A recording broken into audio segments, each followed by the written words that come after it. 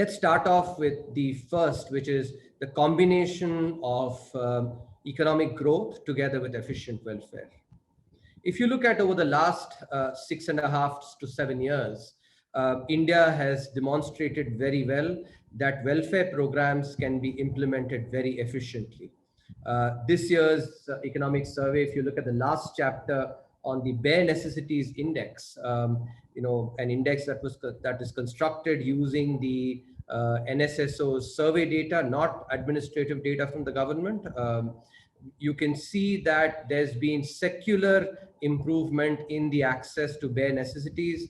When you compare, 2012, the level at which they were vis-a-vis 2018, and quite importantly, quite saliently, the improvement has been far greater among the bottom 20th percentile in terms of the in terms of the income or the wealth of the household compared to the rich households. In other words, the poorest households in the country, poorest 20% households, have enjoyed far greater improvements in access to bare necessities of drinking water, sanitation, a good environment, compared to 2012. So in that 6-year period, there's been a significant improvement. And one can also see the Swachh Bharat campaign, the PM Awas Yojana, the opportunities that Ajay spoke about. But I think India has now demonstrated the potential for efficient welfare programs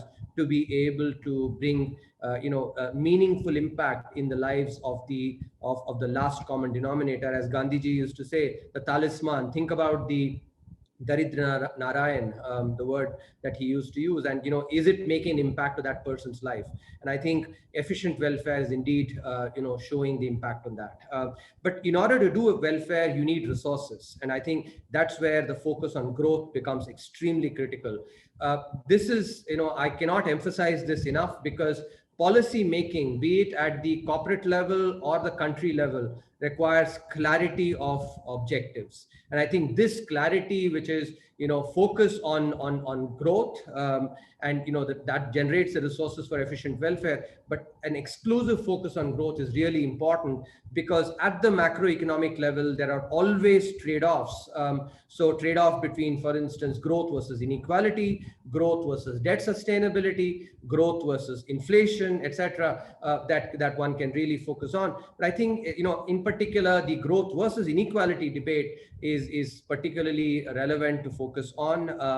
I think if you some of you, those who may have actually seen this year's economic survey chapter on looking at this particular tension, I think what we have to be careful is to not to just cut paste what prevails in advanced economies onto India. We have to think ab initio, from first principles, what is right for us given the stage of development that we are in. And that's what this chapter in the economic survey shows, that India must focus on growth, because there is no conflict between growth and inequality in the Indian context if you look at it carefully using empirical evidence. And so I think the focus on growth is extremely important. So that's the first leg. And I think no better way of illustrating the importance of growth versus inequality than just look at this year.